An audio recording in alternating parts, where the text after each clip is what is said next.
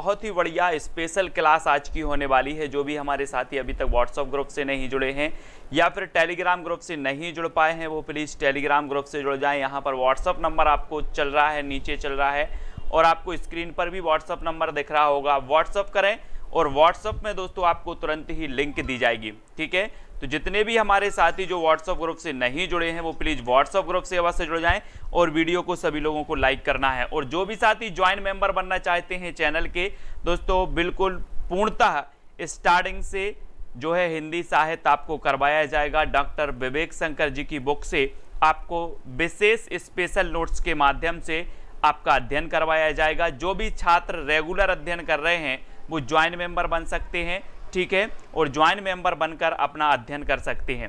ठीक है, तो स्टार्ट करेंगे आज का ये वीडियो। दोस्तों हमारे साथी जितने भी नेट एग्जाम की तैयारी कर रहे हैं, टेट एग्जाम की तैयारी कर रहे हैं, पीजीटी एग्जाम की तैयारी कर रहे हैं दोस्तों, बहुत ही ये ज्वाइन मेंबर का ही आज मैं टेस्ट लेकर के आया हूं। दोस्तों ये ज्वाइन मेंबर का टेस्ट है। इससे पहले मैंने ज्वाइन मेंबर वाले सभी साथियों का इसका विस्तृत पढ़ाया था, है ना, और उसके बाद ये इस प्रकार से टेस्ट होता है। ठीक है, तो ये ज्वाइन मेंबर के लिए टेस्ट है।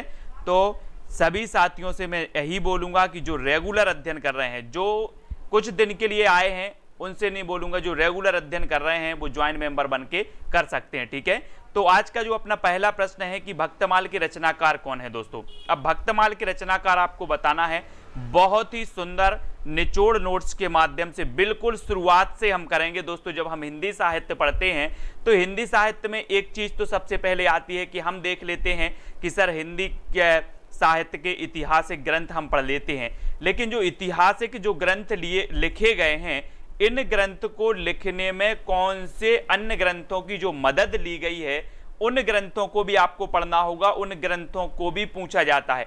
अब इन ग्रंथों को दोस्तों हम क्रमबद्ध भी पढ़ेंगे, ट्रिक से भी पढ़ेंगे, बहुत सारी ऐसी चीजें होंगी जो आपको याद करवाएंगी, आपके अध्ययन को बहुत अच्छा बनाएंगी। ठीक है, तो आपने बताया है कि सर जो भक्तमाल है ये भक्तमाल के जो रचनाकार हैं वो नाभादास हैं और सभी को पता है दोस्तों भक्तमाल रचना कई बार पूछी गई और नाभादास इसके रचनाकार माने जाते हैं। ठीक है, बिल्कुल सही है, नाभादास। ठीक है, हम कैसे याद रखेंगे? भक्त का माल, भक्तों का माल कहां रखा है? नभ में रखा है। भक्तों का माल नभ में रखा है। इस प्रकार से नाभादास की एक कृति सभी लोगों को याद है लगभग। ठीक है, चलिए तो अब भक्तमाल का रचना काल क्या है। दोस्तों यहां पर हम रचना काल भी पढ़ेंगे, ट्रिक से भी आपको बताएंगे, सारी चीजें यहां पर होने वाली हैं।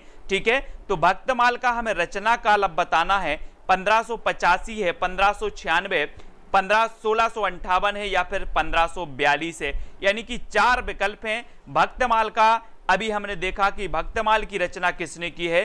भक्तमाल की जो रचना की है वो की है नाभादास ने। आपने बिल्कुल सही पढ़ लिया है।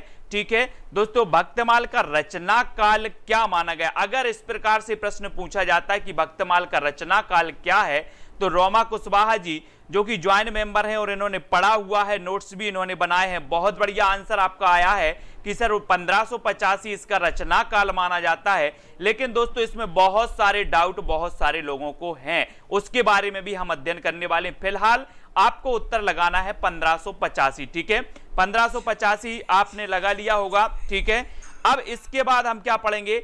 अब यहां पर आपको देखना है बहुत ही बढ़िया तरीके से। यहां पर देखा आपने कि सर भक्तमाल के जो रचनाकार हैं वो कौन है? नाभादास हैं। ये आपने बिल्कुल सही बताया, नाभादास जी भक्तमाल के रचनाकार माने जाते हैं। ठीक है, अब भक्तमाल की रचना मानी जाती है तो 1585 ईस्वी। अगर इस प्रकार से क्वेश्चन आता है कि भक्तमाल की जो रचना है ये कब हुई तो आप बेशक 1585 ईस्वी लगा देना। अगर आपसे पूछा जाता है कि डॉक्टर नगेंद्र ने भक्तमाल की रचना जो मानी है वो कब मानी है तो इन्होंने 1596 ईस्वी मानी है। किसने मानी है?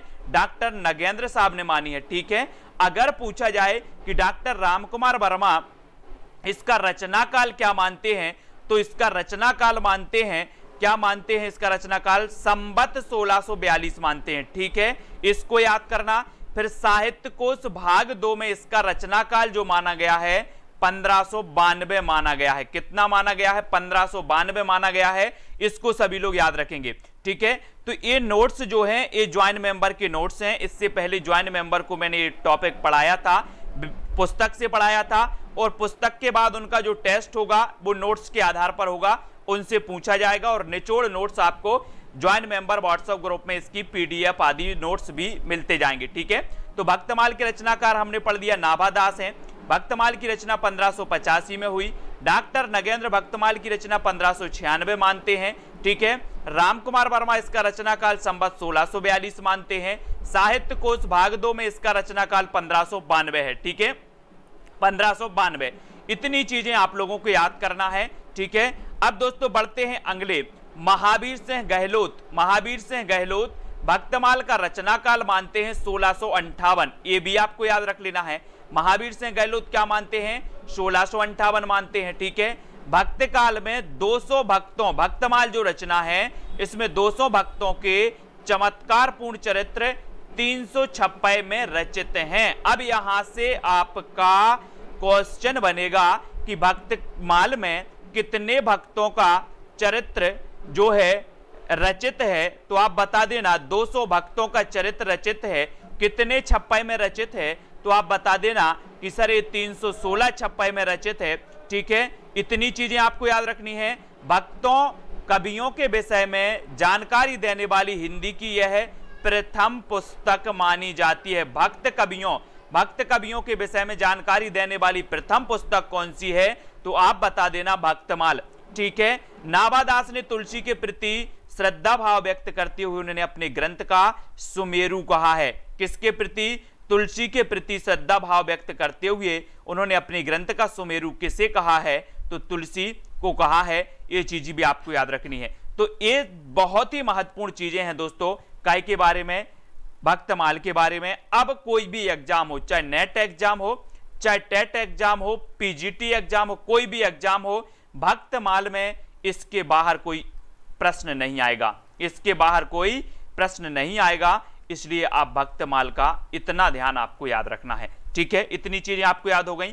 फिर आपसे पूछा जाता है कि 84 वैष्णव की वार्ता के रचनाकार कौन हैं? 84 वैष्णव की वार्ता के रचनाकार हमें बताना है। दोस्तों ये वे ऐतिहासिक स्रोत माने जाते हैं जिनके आधार पर हिंदी साहित्य का इतिहास लिखा, चाहे वो रामचंद्र शुक्ल जी ने लिखा, चाहे आपके मिश्र बंधुओं ने लिखा, चाहे हजारी प्रसाद द्विवेदी, रामकुमार वर्मा, जितने भी जे साहित्यकार हैं, इन्होंने इन्हीं रचनाओं को आधार बनाकर ऐतिहासिक ग्रंथ लिखे हैं, हिंदी साहित्य का इतिहास लिखा है। तो इनको बहुत अच्छे से पढ़ना है, पूरा वीडियो जरूर देखना है। ये इस वाले में पूरा क्रमबद्ध भी आपको बताया है, मतलब हिंदी साहित्य के स्रोत से कहीं भी पूछा जाएगा तो इस वीडियो के बाहर कोई क्वेश्चन नहीं पूछा जाएगा, ये भी आपको याद रखना है। अंजना सिंह जी 84 वैष्णव की वार्ता के जो रचनाकार माने जाते हैं वो कौन माने जाते हैं? तब आपने बिल्कुल सही बताया कि सर गोकुलनाथ माने जाते हैं। ये तो आपको पता है। बी नंबर आपका यहाँ पर बिल्कुल सही आंसर बताया बहुत सारे लोगों ने, है ना। बी नंबर पुष्पा जी बिल्कुल सही आंसर है। अब देखो 84 वैष्णव की वार्ता का रचना काल क्या है। अब रचना काल यानी कि प्रश्न क्रमांक 4 का उत्तर हमें लिखना है। 84 वैष्णव की वार्ता का रचना काल क्या माना जाता है? 1568 ईस्वी माना जाता है, 1573, 1585 या फिर 1620 ईस्वी माना जाता है। दोस्तों एक एक चीज बिल्कुल क्रमबद्ध आपको करवाई जाएगी। शुरुआत से अगर आप पढ़ते हैं तो एग्जाम कोई भी हो, सारे एग्जाम क्वालिफाई आप करेंगे, चाहे वो नेट हो, पीजीटी, टेट, कुछ भी हो। तो ये साथियों ज्वाइंट मेंबर को पहले पढ़ाया जा रहा है, मतलब ये ज्वाइंट मेंबर की क्लास आज आपको दी गई है कि आप लोग भी अगर चाहते हैं कि इस तरह से शुरुआत से पढ़ना चाहते हैं तो आप ज्वाइंट मेंबर बन सकते हैं, लेकिन 2 क्लासें तो आपको मिलेंगी ही। ठीक है, तो 84 वैष्णव की वार्ता का रचना काल हमें बताना है और आपने बिल्कुल सही आंसर चयन किया है कि सर भक्तमाल का रचना काल तो 1585 आपने बताया था, लेकिन अगर बात करें 84 वैष्णव की वार्ता तो ये रचना हुई थी 1568 ईस्वी में, है ना। प्रभा सिंह जी 1 नंबर, आ नंबर आपका बिल्कुल सही हो जाएगा, ए नंबर आपका सही हो जाएगा जो आपने बिल्कुल सही बताया। ठीक है, फिर इसके बाद बात करते हैं दोस्तों बहुत ही अध्ययन, चाहे वो 84 वैष्णव की वार्ता हो, चाहे 252 वैष्णव की वार्ता हो। ठीक है, इनमें से कोई भी क्वेश्चन अगर आएगा तो इस वीडियो के बाहर नहीं जाएगा। 84 वैष्णव की वार्ता का रचना काल 1568 ईस्वी है ना।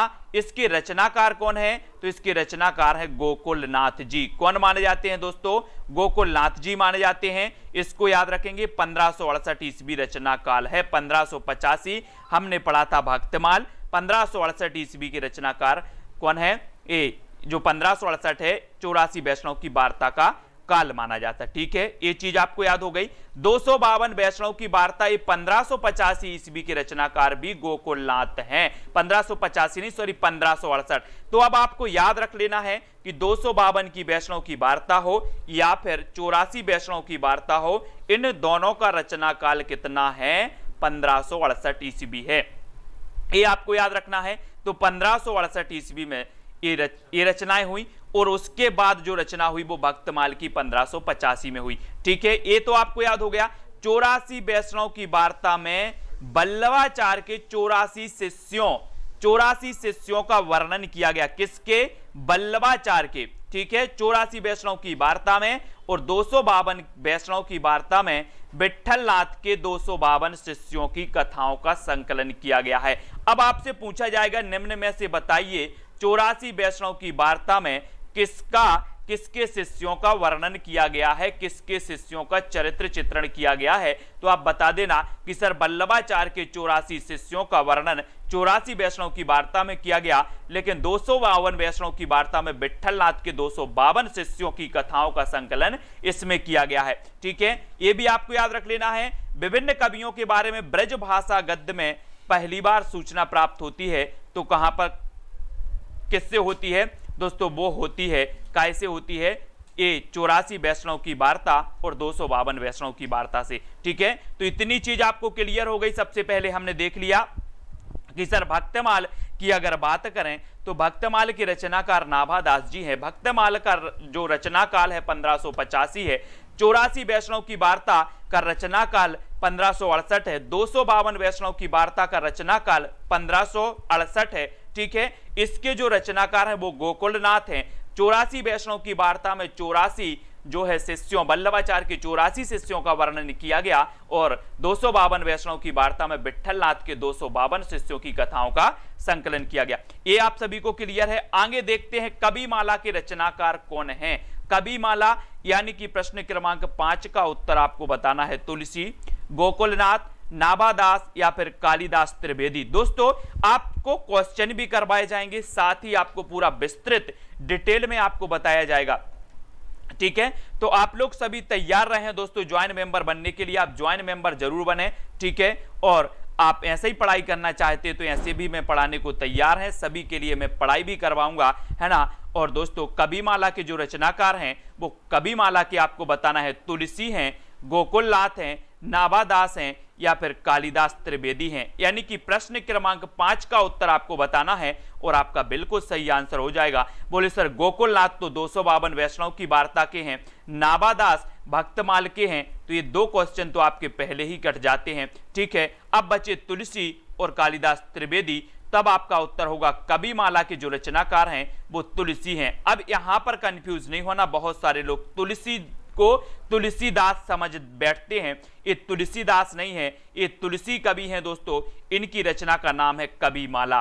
कविमाला ये तुलसी कवि की है, इसको हम याद रखेंगे। ठीक है, ये तुलसीदास नहीं है, इतना आपको याद रखना है। ठीक है, फिर आपसे पूछा जाएगा, ठीक है, आपसे पूछा जाएगा कि कविमाला के रचयिता तुलसीदास नहीं है, है ना। ये तुलसीदास नहीं है।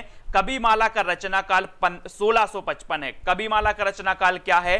1655। दिव्या भारद्वाज जी 1655 है कविमाला का रचना काल। इसमें 75 कवियों की रचनाएं संकलित हुई हैं। यह ग्रंथ क्या है? अप्राप्य है। अब आपसे पूछा जाएगा दोस्तों कि कविमाला का रचना काल क्या है? बोलोगे सर 1655। भक्तमाल का रचना काल क्या है? 1555। 84 वैष्णव की वार्ता का रचना काल क्या है?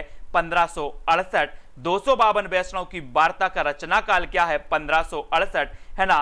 कविमाला के रचयिता कौन है? तुलसी हैं, है ना। कविमाला का रचना काल क्या है? तो 1655 है। तो दोस्तों इतनी चीजें आपको याद रखनी है, ठीक है। फिर बात करते हैं कालिदास हजारा के रचनाकार कौन है, यानी कि प्रश्न क्रमांक 6 है और 6 का उत्तर आपको बताना है।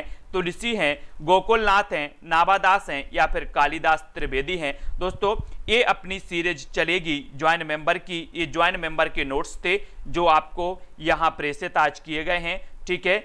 ये पहले क्या करते हैं, अपन बुक से पढ़ते हैं, ज्वाइन मेंबर में बुक से पढ़ते हैं, फिर उसके बाद टेस्ट होता है। टेस्ट यानी कि हमने जो पढ़ा है उसका मैं व्यवस्थित नोट्स बनाता हूं, बिल्कुल छांट कर आपको क्रमबद्ध तरीके से नोट्स बनाता हूं, फिर उसके आधार पर टेस्ट होता है, ठीक है। इस प्रकार से वो क्लासें स्टार्ट हैं, जहां पर रोमा कुशवाहा जी भी बहुत बढ़िया नोट्स बनाती हैं। और कालिदास हजारा के रचनाकार तुलसी तो नहीं है, हमने पढ़ा था, गोकुलनाथ नहीं है, नाभादास नहीं है, तो उत्तर क्या हो जाएगा, उत्तर आपको हो जाएगा कालिदास त्रिवेदी। कौन है, कालिदास त्रिवेदी, यानी कि आपका डी नंबर बिल्कुल सही है। डी नंबर कालिदास त्रिवेदी आपका बिल्कुल सही हो जाएगा, ठीक है। कालिदास हजारा के रचनाकार कालिदास त्रिवेदी हैं, ठीक है। डी नंबर बहुत सारे लोगों ने बिल्कुल सही आंसर बताया। अब यहां पर अपन देखते हैं दोस्तों कालिदास हजारा के रचनाकार कौन है, कालिदास त्रिवेदी। एक आसान सा क्वेश्चन आपसे पूछा जाएगा कि कालिदास हजारा के रचनाकार कौन है, तो काली से कालिदास और काली से कालिदास त्रिवेदी है ना, कालिदास हजारा कालिदास त्रिवेदी जी की रचना हो जाएगी, ठीक है। ये भी आपको याद रखना है। इसका रचनाकाल क्या है, इसका रचनाकाल क्या है दोस्तों, 1718 ईस्वी। 1718 ईस्वी कालिदास हजारा का जो रचनाकाल है वो 1718 ईस्वी है, ये आपको याद रखना है। कालिदास हजारा का 1718 है। बाद में पूरा मैं क्रमबद्ध भी आपको ट्रिक से बता दूंगा, ये रचनाएं क्रमबद्ध आपको ट्रिक से भी याद हो जाएंगी, ठीक है। तो 1718 ईस्वी आपको याद रखना है। फिर कालिदास हजारा में 212 कवियों के लगभग 1000 पद्य संग्रहित हैं, इतना आपने पढ़ लिया। शिवसेन सेंगर की शिवसेन सरोज का यह आधार ग्रंथ भी माना जाता है। अगर आपने अभी तक पढ़ा था कि शिवसेन सेंगर जो है इनकी रचना है शिवसेन सरोज, अगर कभी आपसे क्वेश्चन पूछ लिया जाएगा कि शिवसेन सरोज का आधार ग्रंथ कौन सा है, तो आप बता देना कालिदास त्रिवेदी का कालिदास हजारा, जिसकी रचना 1718 ईस्वी में हुई थी और इसमें 212 कवियों के लगभग 1000 पद्य संग्रहित हैं। ये तो आपको क्लियर है, ठीक है। अब दोस्तों शुक्ल जी ने कहा कि कवियों के काल आदि के निर्णय में यह ग्रंथ बड़ा ही उपयोगी है। किसने कहा, रामचंद्र शुक्ल जी ने कहा है कि कवियों के काल आदि के निर्णय में जो कालिदास हजारा है ये बहुत ही उपयोगी ग्रंथ माना जाता है, ठीक है। ये भी याद रखना है। फिर यहां से आपको कालिदास त्रिवेदी की प्रसिद्धि का एक अन्य आधार बधु विनोद है। बधु विनोद दोस्तों ये भी आपको याद रख लेना है। जैसे कालिदास हजारा हमने पढ़ा था, ऐसे ही एक बधु विनोद रचना भी, एक बधु विनोद जो रचना है ये भी कालिदास त्रिवेदी जी की रचना है और इसका रचना काल है 1692। इसका रचना काल क्या है बधु विनोद का, 1692 है और ये नायिका भेद पर आधारित है। कौन सी, बधु विनोद। रचना किसकी है, आपने बताया सर ये रचना कालिदास त्रिवेदी की है। इसका रचना काल क्या है, आपने बताया 1692 ईस्वी है, बिल्कुल सही है। और ये नायिका भेद पर आधारित है। तो कालिदास त्रिवेदी की हमने दो रचनाएं पढ़ ली, एक तो कालिदास हजारा पढ़ ली, दूसरी बधु विनोद पढ़ ली, ठीक है, ये पढ़ ली। और बधु विनोद नायिका भेद पर आधारित है, ठीक है। तो सभी लोग वीडियो को लाइक जरूर करेंगे। अब अगला क्वेश्चन आपको बताना है कि अलंकार रत्नाकर के रचनाकार कौन है। अलंकार रत्नाकर, चार विकल्प आपके सामने हैं। पहला विकल्प है दलपति राय और बंशीधर, दूसरा गोकुलनाथ, तीसरे नाभादास जी हैं, चौथे हैं कालिदास त्रिवेदी, ठीक है। अब आपको अलंकार रत्नाकर के रचनाकार हमें कमेंट में लिखना है। दोस्तों ये वो रचनाएं हैं, ये वो स्रोत हैं जो हिंदी साहित्य के इतिहास लेखन में महत्वपूर्ण भूमिका इन्होंने अदा की है। चाहे रामचंद्र शुक्ल ने अपना इतिहास ग्रंथ लिखा हो, चाहे किसी भी इतिहास ग्रंथ लिखा गया हो, इन्हीं रचनाओं को आधार बनाया गया और इतिहास ग्रंथ लिखे गए हैं और ये हमेशा एग्जाम में जरूर पूछी जाती हैं, ठीक है। तो अलंकार रत्नाकर के जो रचनाकार हैं वो कौन है, तो आपका बिल्कुल सही आंसर होगा कि सर अलंकार रत्नाकर के जो रचनाकार हैं वो दलपति राय हैं और बंशीधर हैं। दलपति राय और बंशीधर, यानी कि आपका जो एक नंबर बताया है राजेश कुमार जी, दलपति राय और बंशीधर की रचना मानी जाती है अलंकार रत्नाकर, ठीक है। तो आ नंबर आपका बिल्कुल सही हो जाएगा, ए नंबर आपका सही होगा यहां पर, ठीक है। यसरत्ती जी ए नंबर सही हो जाएगा। अलंकार रत्नाकर के रचनाकार यहां पर हमने देखा कि दलपति राय और बंशीधर हैं, ये आपको याद हो गया, ठीक है। इसका रचना काल क्या है,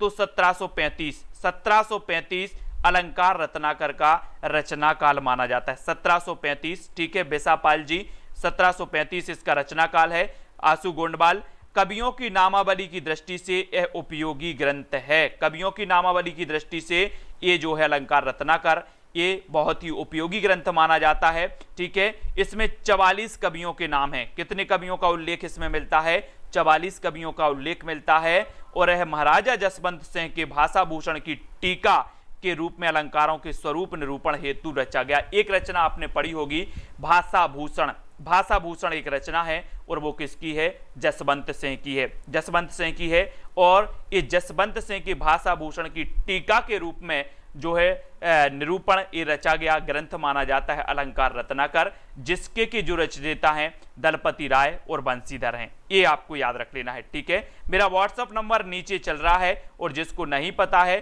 तो वो 9098609291 ये व्हाट्सएप नंबर है साथियों। आप व्हाट्सएप नंबर से अगर कोई जानकारी चाहते हैं तो बिल्कुल पूछ सकते हैं, ठीक है।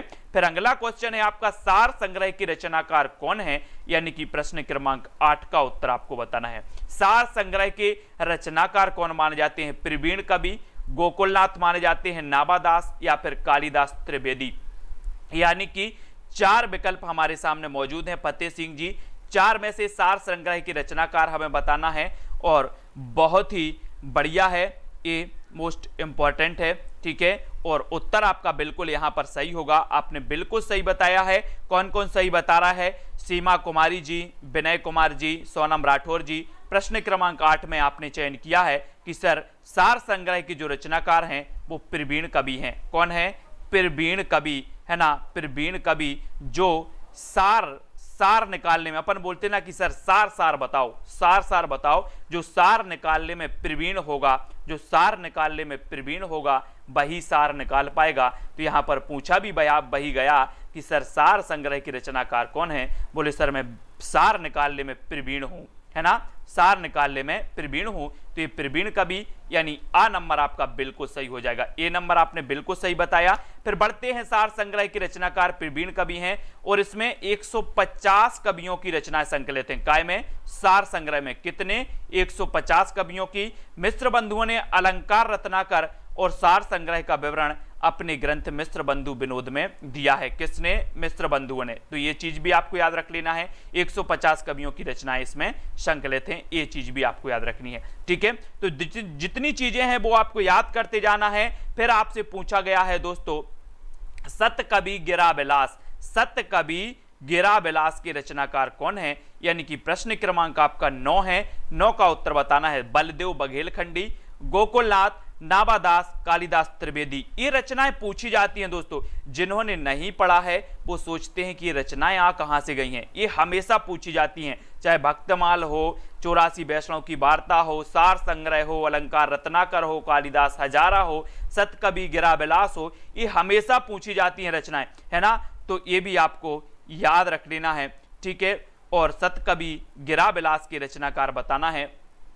तो दोस्तों इसके रचनाकार हैं बलदेव बघेलखंडी, बलदेव बघेलखंडी। पुष्पा जी बिल्कुल सही आंसर आपने बताया कि सर सतकवि गिराबिलास के जो रचनाकार हैं वो कौन है, बलदेव बघेलखंडी साहब हैं, यानी आ नंबर आपका बिल्कुल सही हो जाएगा, ठीक है। तो बहुत बढ़िया तरीके से आपको अध्ययन करना है, अच्छे तरीके से अध्ययन करना है, एक एक चीज को देखना है। जब आप हिंदी साहित्य को बिल्कुल शुरुआत से पढ़ रहे होते हैं, जीरो से पढ़ रहे होते हैं, तो आपको पूरी चीजें याद होती जाएंगी, ठीक है। अब दोस्तों सतकवि गिराबिलास के रचनाकार बलदेव बघेलखंडी हैं, ये हमने पढ़ लिया यहाँ पर, ठीक है। बलदेव बघेलखंडी साहब, इसका रचना काल क्या है, तो 1746 ईस्वी है।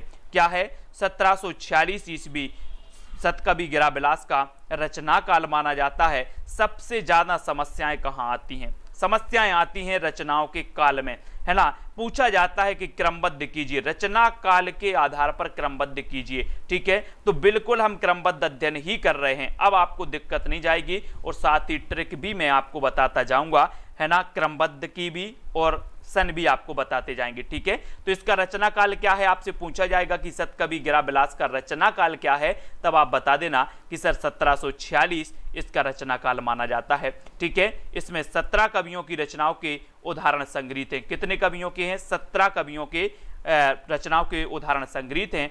इन कवियों में चिंतामणि, मतीराम, कालिदास त्रिवेदी, केशव, बिहारी आदि कवि आते हैं। सतकवि गिराबिलास, है ना, में इन कवियों की रचनाएं संकलित हैं। ठीक है, तो ये चीज भी आपको याद रखनी है। फिर आपसे पूछा जाएगा दोस्तों विद्वन मोद तरंगिणी, विद्वन मोद तरंगिणी की रचनाकार कौन है। विद्वन मोद तरंगिणी की रचनाकार हमें बताना है सुब्बा सिंह, सुब्बा सिंह उर्फ श्रीधर, गोकुलनाथ, नाबादास या फिर कालिदास त्रिवेदी। ठीक है, बिल्कुल व्याकरण का भी बहुत ही बढ़िया तरीके से अध्ययन में करवाने वाला हूं दोस्तों।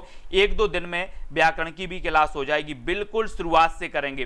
ठीक है, बिल्कुल अपन वर्णमाला से पढ़ेंगे और वर्णमाला से लेकर के जितना भी अपना व्याकरण है सभी का आपका टेस्ट होगा और बिल्कुल व्याख्या सहित इसी प्रकार से आपको टेस्ट करवाया जाएगा। ठीक है, तो आपको याद रख लेना है रेवाटी जी, है ना, विद्वन मोद तरंगिणी के रचनाकार आपको बताना है, तब आपका यहां पर बिल्कुल सही आंसर होगा। बोले सर सुब्बा सिंह उर्फ श्रीधर, सुब्बा सिंह उर्फ श्रीधर, यानी कि आपका ए नंबर बिल्कुल सही हो जाएगा। ए नंबर सही है। ठीक है, विद्वन मोद तरंगिणी के रचनाकार कौन है, सुब्बा सिंह उर्फ श्रीधर हैं। अब आपको बताना है कि इसका रचना काल क्या है। रचना काल भी पूछा जा सकता है या क्रमबद्ध पूछा जा सकता है, तो आपको पता होनी चाहिए कि विद्वन मोद तरंगिणी की जो रचना काल है वो 1817 ईस्वी है।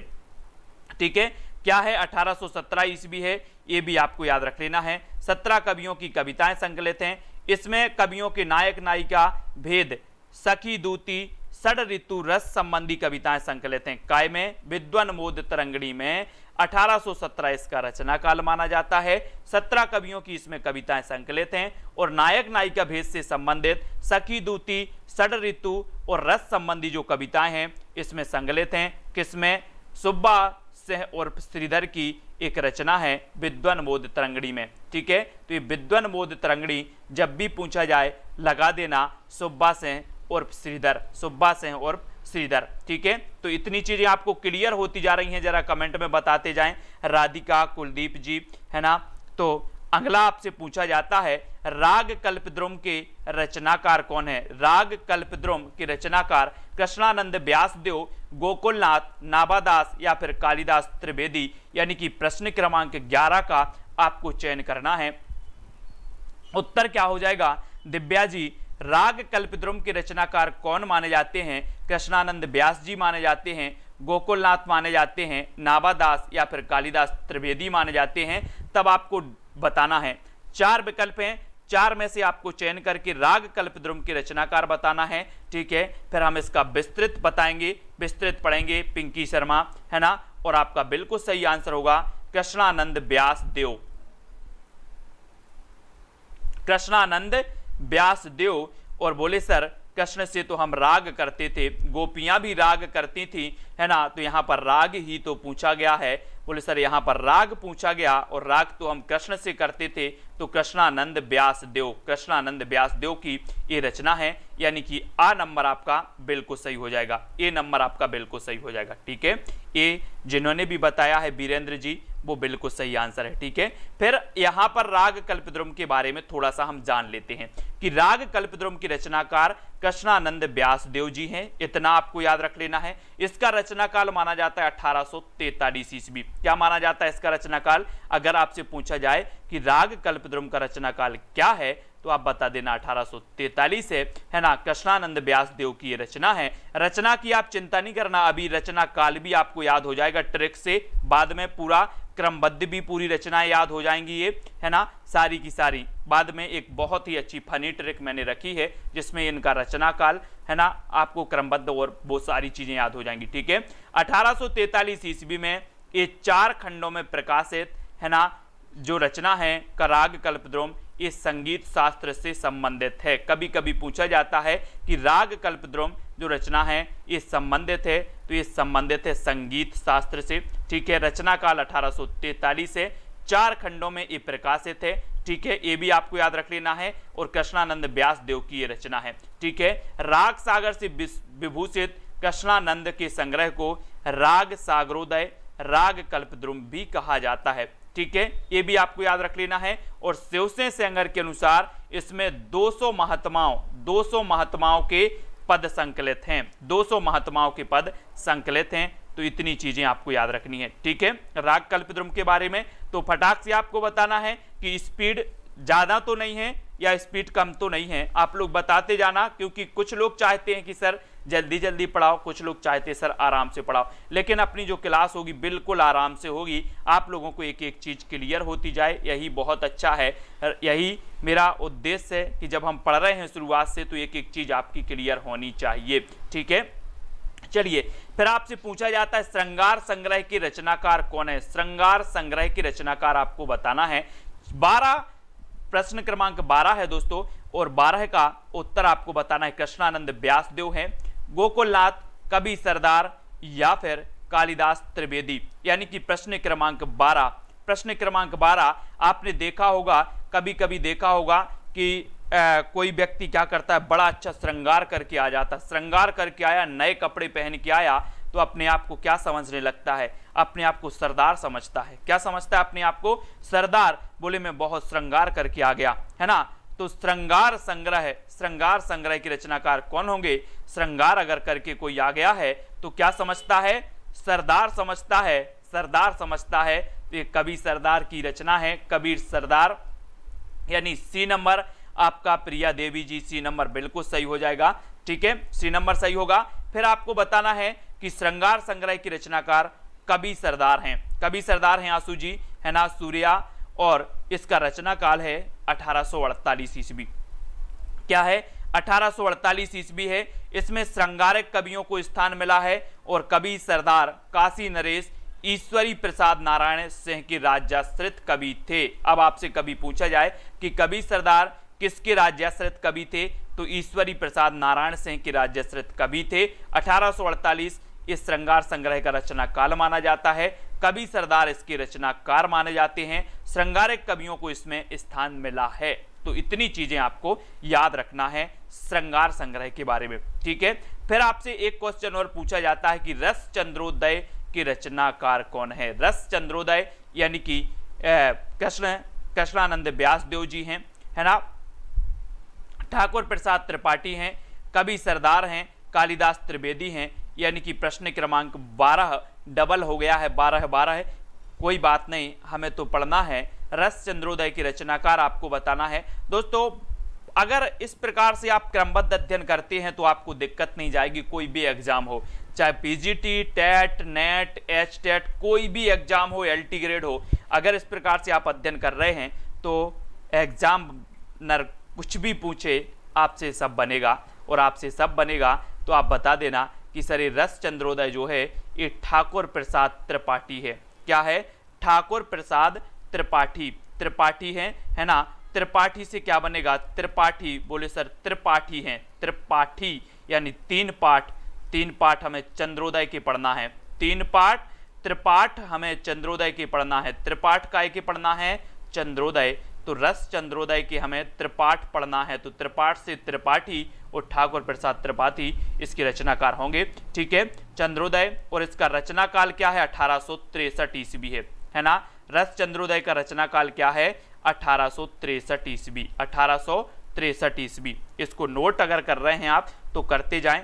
रस चंद्रोदय की 1863 ईस्वी इसका रचना काल है। ठीक है, फिर आपसे पूछा जाता है दिग्विजय भूषण के रचनाकार कौन है। दिग्विजय भूषण यानी कि प्रश्न क्रमांक आपका 13 है दोस्तों, है ना। एक क्वेश्चन हमेशा पूछे जाते हैं, दिग्विजय भूषण, लाला गोकुल प्रसाद ब्रज, ठाकुर प्रसाद त्रिपाठी, कवि सरदार या फिर कालिदास त्रिवेदी।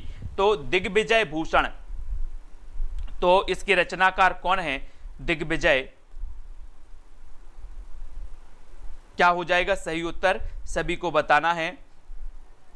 मायाराम जी, प्रदीप जी, अनुपम पाल जी, प्रश्न क्रमांक 13 में आपका बिल्कुल सही आंसर आपने बताया कि सर दिग्विजय भूषण के जो रचनाकार हैं, दिग्विजय भूषण वो हैं लाला गोकुल प्रसाद ब्रज, लाला गोकुल प्रसाद ब्रज जो रचनाकार हैं, है ना, वो काय के हैं, दिग्विजय भूषण के, यानी कि बिल्कुल सही बताया आप लोगों ने। 1 नंबर आपका बिल्कुल सही हो जाएगा, ए नंबर आपका बिल्कुल सही हो जाएगा, ठीक है, दिग्विजय भूषण। फिर आपसे पूछा जाता है कि दिग्विजय भूषण का रचना काल क्या है, तो ये 1868 है। क्या है? 1868, जो आपको याद रखना है। लाला, है ना, गोकुल प्रसाद ब्रज की जो रचना है दिग्विजय भूषण, इसका रचना काल 1868 माना जाता है। 68, इसको याद रखेंगे, ठीक है। फिर अगला क्वेश्चन अपना आता है सुंदरी तिलक। सुंदरी तिलक के रचनाकार कौन माने जाते हैं? लाला गोकुल प्रसाद ब्रज, ठाकुर प्रसाद त्रिपाठी, भारतेंदु या फिर कालिदास त्रिवेदी। और आपको पता है कि भारत में सुंदर तिलक लगाते हैं, भारत में सुंदर तिलक लगाते हैं। क्या लगाते हैं? बोले सर आज मैं सुंदर तिलक लगा के आया हूँ, सुंदर तिलक लगा के आया हूँ, भगवान के पास गया था। तो भारत में क्या करते हैं? सुंदर तिलक लगाते हैं। तो ये सुंदरी तिलक जो रचना है ये किसकी हो जाएगी? अब आपको ही बताना है, आप ही समझदार हैं। 14 का उत्तर आपको बताना है फटाफट से। सूर्या जी, है ना, और एजुकेशन विजन यानी राधिका जी, सभी लोग बताएंगे सुंदरी तिलक के रचनाकार कौन है। तो आपने बिल्कुल सही बताया, बोले सर भारत में सुंदर तिलक लगाते हैं। तो ये सुंदरी तिलक भारतेंदु जी की रचना हो जाएगी। भारतेंदु यानी सा नंबर आपका बिल्कुल सही हो जाएगा, सी नंबर आपका सही हो जाएगा। और इसका रचना काल है 1869, 1869, है ना, ये भी आपको याद रख लेना है दोस्तों। 1869 में किसका जन्म हुआ था? सभी लोग कमेंट में लिखेंगे। और जन्म हुआ, बोले सर सुंदर तिलक लगाकर जन्म हुआ 1869 में। फटाफट से लिखें, 1869 में किसका जन्म हुआ था? एक महान आत्मा है, सुंदरी तिलक के रचनाकार भारतेंदु जी हैं। ये तो हमने पढ़ लिया, ठीक है। और इसका रचना काल क्या है ये हमने पढ़ा कि 1869 है, ठीक है। हिंदी हैं हम, वतन है हिंदुस्तान हमारा। बताओ जल्दी से कि 1869 जब इसका रचना काल आता है तो हम देखते हैं कि यहाँ पर इतिहास में कि यहाँ पर एक महात्मा का जन्म होता है जो पूरा इतिहास ही पलट देता है दोस्तों। जल्दी से बताओ। और अगला है कवित्र रत्नाकर के रचनाकार कौन है? अब यहाँ पर आपको कंफ्यूज नहीं होना है, ऑप्शन आपको बताना है, ऑप्शन बताना है। वेरी गुड, राम व्यास जी, गांधी जी का जन्म हुआ और सुंदर तिलक लगा के बोले सर जन्म हुआ था इनका, है ना। और कवित्र रत्नाकर की रचनाकार आपको बताना है लाला गोकुल प्रसाद ब्रज, माता दीन, भारतेंदु, है ना, भारतेंदु, तेंदु, यहाँ देंदु लिख गया, देंदु, तेंदु हैं, है ना, भारतेंदु जी, और कालिदास त्रिवेदी। चलिए, तो आपको बताना है कवित्र रत्नाकर। अब यहाँ पर आपको पता होगा एक रचना आपने पढ़ी होगी कवित्र रत्नाकर, सेनापति की, सेनापति की पढ़ी है ना, सेनापति की रचना पढ़ी है कवित्र रत्नाकर, बिल्कुल बेशक वो भी आपको याद रख लेना है। सेनापति की एक रचना कवित्र रत्नाकर है और एक रचना कवित्र रत्नाकर ये भी किसकी है? बोले सर एक पॉइंट आता है कि हमारी जो माता है, माता, है ना, या फिर भारत माता बोलो, भारत माता, भारत माता हमारी रत्न है और भारत माता की रक्षा करने वाली सेना भी हमारी क्या है?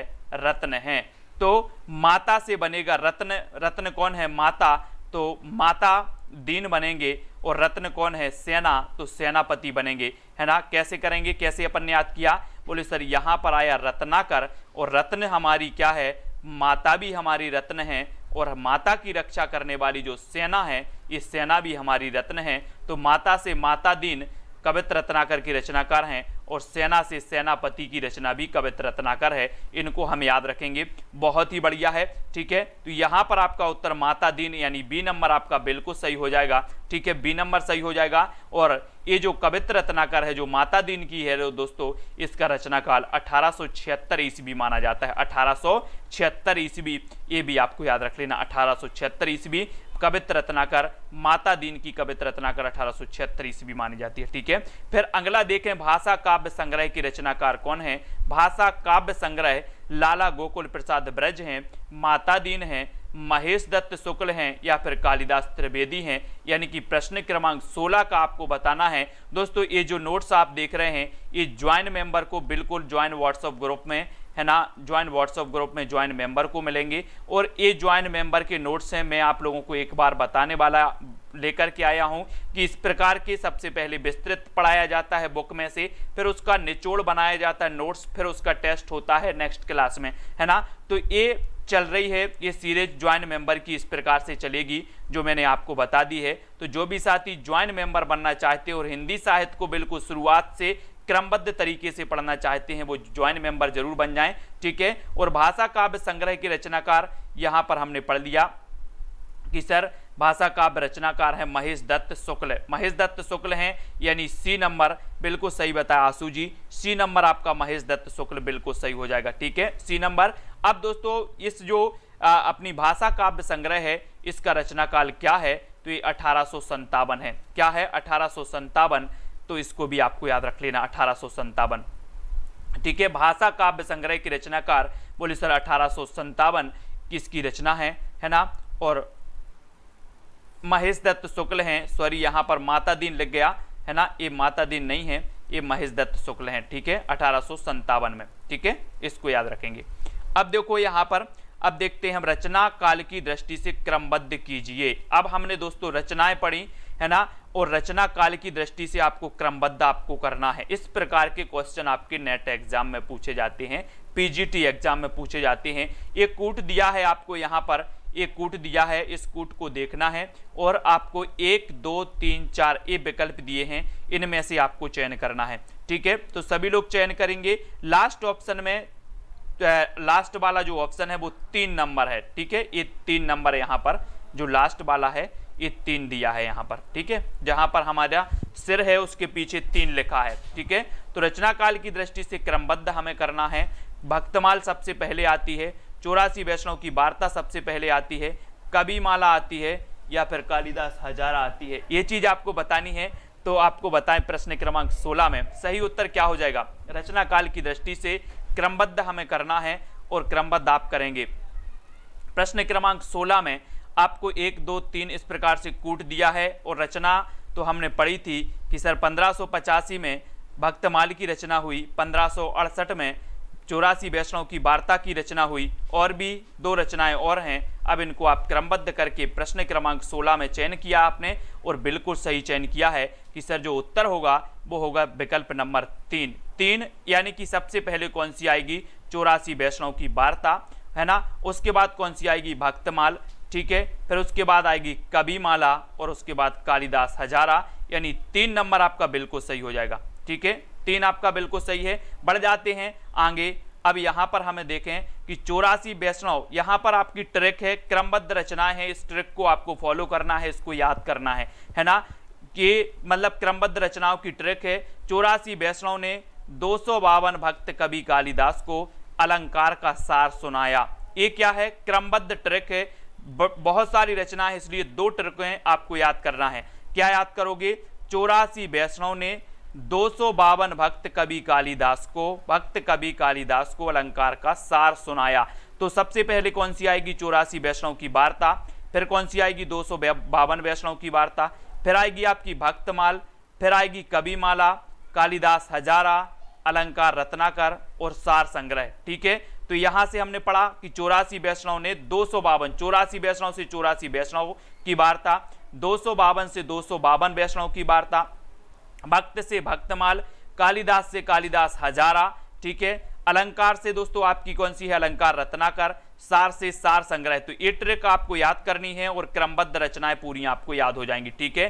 फिर दूसरी आपको ट्रिक जो याद करनी है वो क्या है, सतकवि विद्वानों के राग में श्रृंगार रस का भूषण सुंदर तिलक और रत्नाकर हैं। सतकवि विद्वानों के राग में श्रृंगार रस का जो भूषण है, श्रृंगार रस का भूषण सुंदर तिलक और रत्नाकर हैं, ये क्रमबद्ध हैं, ठीक है। तो सतकवि से सतकवि गिरा बिलास हो जाएंगे, विद्वानों से विद्वान मोद तरंगणी हो जाएगी, ठीक है, राग से राग कल्पद्रोम, फिर श्रृंगार संग्रह है ना, श्रृंगार से श्रृंगार संग्रह, रस से रस चंद्रोदय, दिग्विजय, भूषण से दिग्विजय भूषण, सुंदर तिलक और कवित्र रत्नाकर। ये ट्रिक आपको याद कर लेनी है और आपको क्रमबद्ध याद हो जाएंगे, ठीक है। तो ये सभी लोग याद करेंगे, बढ़िया है। अब एक साथ हम पूरी रचनाओं के क्रम देखेंगे, कालक्रम देखेंगे कि किस प्रकार से इन रचनाओं को कालक्रम के आधार पर रखा गया है, ठीक है।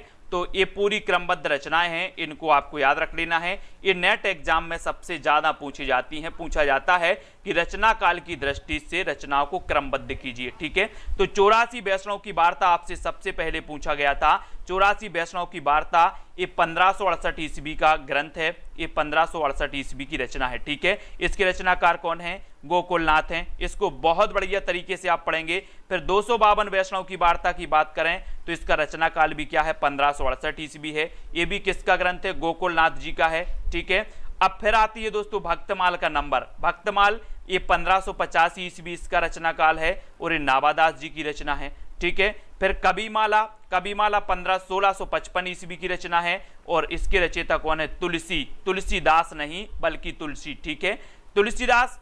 कालिदास हजारा के रचनाकार कौन है? कालिदास त्रिवेदी हैं, लेकिन इसका जो क्रम है वो 1718 ईस्वी है। ठीक है, 1718 ईस्वी इसका रचना काल माना जाता है। अलंकार रत्नाकर की बात करें तो 1735 ईस्वी है अलंकार रत्नाकर और इसके रचनाकार कौन है? दलपति राय बंशीधर हैं। ठीक है, अब यहां से एक बार फिर से याद कर लो। 84 वैष्णव की वार्ता सबसे पहले 1568, 252 वैष्णव की वार्ता 1568, भक्तमाल 1585, कविमाला 1655, कालिदास हजारा है ना और 1718। ठीक है, अलंकार रत्नाकर 1735। ये सभी लोगों को याद रखना है, ये क्रमबद्ध रचनाएं आपसे पूछी जाती है। ठीक है, फिर बात करें सार संग्रह की तो सार संग्रह आती है प्रवीण कवि की ये रचना मानी जाती है।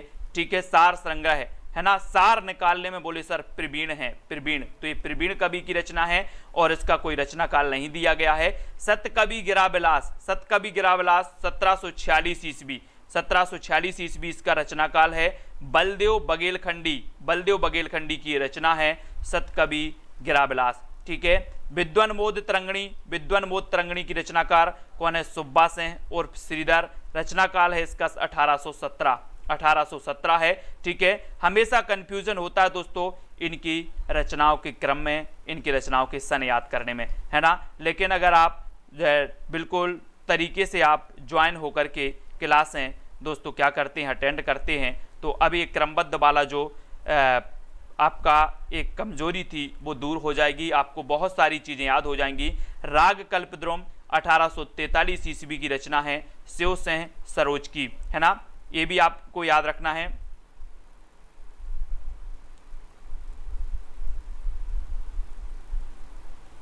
श्रृंगार संग्रह आपको बताना है दोस्तों। यहां पर आपको एक चीज सुधारनी है। क्या सुधारनी है आपको? ये जो राग कल्पद्रुम है इसको आपको सुधारनी है। ये राग कल्पद्रुम ये किसकी रचना है दोस्तों? ये बताओ जल्दी से। अभी अपन ने पढ़ा है कृष्णानंद व्यास की है। किसकी है? ये कृष्णानंद व्यास की है। इसको सुधारो सभी लोग। ये शिव सिंह सरोज यहाँ लिख गया है, ये कृष्णानंद व्यास की। ठीक है, कृष्णानंद व्यास की है राग कल्पद्रुम। ठीक है, हम कृष्ण से क्या करते हैं? राग करते हैं। इसको सभी लोग सुधार लेंगे। फिर श्रृंगार संग्रह का रचनाकार 1848 है ना, इसको याद रखेंगे। 1848 ईस्वी कवि सरदार। श्रृंगार कर लेते हैं लोग तो अपने आप को सरदार समझ बैठते हैं, सरदार। तो ये श्रृंगार संग्रह रचना किसकी होगी? कवि सरदार की होगी। रस चंद्रोदय की रचनाकार कौन है? ठाकुर प्रसाद त्रिपाठी और इसका रचना काल है 1863। इसको याद रखेंगे। ठीक है, फिर बात करते हैं दोस्तों दिग्विजय भूषण की। तो दिग्विजय भूषण ये 1868 ईस्वी की रचना है और लाला गोकुल प्रसाद का की रचना मानी जाती है 1868 में दिग्विजय भूषण। ठीक है, दिग्विजय सभी लोग लाइक जरूर कर देना वीडियो को। सुंदरी तिलक ये 1869 ईस्वी की है। सुंदरी तिलक बोले सुंदर तिलक लगाकर आ गए, ये भारतेंदु जी की। ठीक है, कवित्र रत्नाकर 1876 ईस्वी और ये माता दीन मिश्र की रचना है। तो यहाँ पर दोस्तों हमने कवित्र रत्नाकर तक याद कर ली, इतनी सारी रचनाओं को क्रमबद्ध भी याद किया, फिर उसके बाद हमने ट्रिक से भी याद किया और फिर इसके बाद पहले हमने उसका टेस्ट भी दिया, उसके साथ साथ इसका विस्तृत अध्ययन भी दोस्तों हमने कर लिया। ठीक है, तो इसी प्रकार से दोस्तों अपना अध्ययन अब चलने वाला है। ठीक है, बहुत सारे दिन से अपनी लगभग 1 महीने से क्लासें बंद हैं, है ना, और अब क्लासें व्यवस्थित रूप से स्टार्ट हो चुकी हैं। चाहे आप नेट एग्जाम की तैयारी कर रहे हैं, टेट पीजीटी किसी भी एग्जाम की तैयारी कर रहे हैं, सभी के लिए बिल्कुल व्यवस्थित और शुरुआत से दोस्तों यहाँ पर अध्ययन आपका किया जाएगा। आप सभी लोग बता देना कि सर ये जो क्लास है बहुत अच्छी लगी, या आपको कोई समझ में नहीं आया तो वो भी आप बता सकते हैं कि सर ये चीज़ समझ में नहीं आई है। कहीं आपको कोई डाउट हो तो वो भी लिखें फटाफट से। और जितने भी साथी हैं वो सभी लाइक जरूर करेंगे आज के वीडियो को, क्योंकि आज का जो वीडियो है दोस्तों बहुत ही बढ़िया है और एकदम स्टार्टिंग से है, जो आपको बिल्कुल पूरा समझ में आने वाला है। हिंदी साहित्य तो है ना, सुंदरी तलक के रचनाकार कौन माने जाते हैं, ये आपका आज का चैलेंज प्रश्न है ना। अब जो भी साथी दोस्तों व्हाट्सएप से नहीं जुड़े हैं या फिर दोस्तों आप टेलीग्राम ग्रुप से नहीं जुड़े हैं, उनके लिए मैंने कई बार नंबर दिया है 9098609291। ये आपका व्हाट्सएप नंबर है। इस पर आप क्या करेंगे, मैसेज करेंगे तो आपको क्या मिल जाएगी, टेलीग्राम ग्रुप की लिंक मिल जाएगी। आप टेलीग्राम ग्रुप में जरूर जुड़ें, ठीक है। और ये चैलेंज प्रश्न है, सुंदरी तलक के रचनाकार कौन है, इसका उत्तर सभी लोग बताएंगे। नीतेश कुमारी, कुमकुम जी, पुष्पा प्रजापति और दोस्तों अटर सिंह कुशवाहा जी, है ना, मीना जी, राम जी, ममता जी, कुमकुम जी। और जो भी साथी ज्वाइन मेंबर बनना चाहते हैं वो ज्वाइन मेंबर बन सकते हैं, ठीक है। ज्वाइन मेंबर बनकर आप ज्वाइन व्हाट्सएप ग्रुप में जुड़ सकते हैं और वहाँ पर बहुत सारी जो क्लासें हैं वो भी अटेंड कर सकते हैं, ठीक है। निरंतर आपको क्लासें प्रेषित की जाएंगी। और दोस्तों अपना ये जो वीडियो है 9 बजे होगा, रोज रात्रि 9 बजे, ठीक है। देवांशी जी और कंचन, रोमा जी, रवि जी, सभी को धन्यवाद। सभी लोग वीडियो को लाइक करें। और जो भी साथी ज्वाइन मेंबर बनना चाहते हैं, किसी प्रकार की कोई आपको दिक्कत हो रही हो तो ये नंबर भी आपको दिया है, व्हाट्सएप पर है ना पूछ सकते हैं। और वीडियो को लाइक करके शेयर अवश्य करेंगे, ठीक है। इसी प्रकार से आपको पूरा अध्ययन बिल्कुल क्रमबद्ध तरीके से कराया जाएगा, है ना। और वीडियो को लाइक करते रहें। ये दोस्तों ये जो नोट्स थे ये ज्वाइन मेंबर की क्लास के नोट्स थे, यानी कि ये ज्वाइन मेंबर को पढ़ाया जाएगा अब, ठीक है। तो वीडियो को लाइक और शेयर अवश्य करेंगे, व्हाट्सएप ग्रुप से जुड़ेंगे। और दोस्तों बहुत सारे वीडियो मैंने अपलोड किए हैं, वो बहुत सारे पुराने वीडियो जरूर देखेंगे। जिसका 23 को एग्जाम है नेट का वो भी, है ना, जिसको 13 को एग्जाम है वो सभी लोग, है ना। और LT ग्रेड वाले, master card, Punjab master card वाले सभी लोग बिल्कुल इसी प्रकार से इसी सीरीज से जुड़े रहें। अच्छा लगेगा, मज़ा आएगा, बहुत सारी चीज़ें याद भी होंगी, ठीक है। और बहुत सारे वीडियो तो मैंने ट्रिक से आपको दिया है दोस्तों। एक तो पूरा 25 घंटे का वीडियो मैंने आपको दिए है, 25 घंटे का वीडियो, 10 घंटे का वीडियो। ये सारे वीडियो अगर आप एक बार देख लेते हैं तो आपको आधा हिंदी साहित्य तो वैसे ही याद हो जाता है, ठीक है। तो आज का वीडियो आप सभी लोग जितने लोग भी देख रहे हैं लाइक जरूर करें, ठीक है। वीडियो को शेयर भी करें। और आज के लिए बस इतना ही। जय हिंद।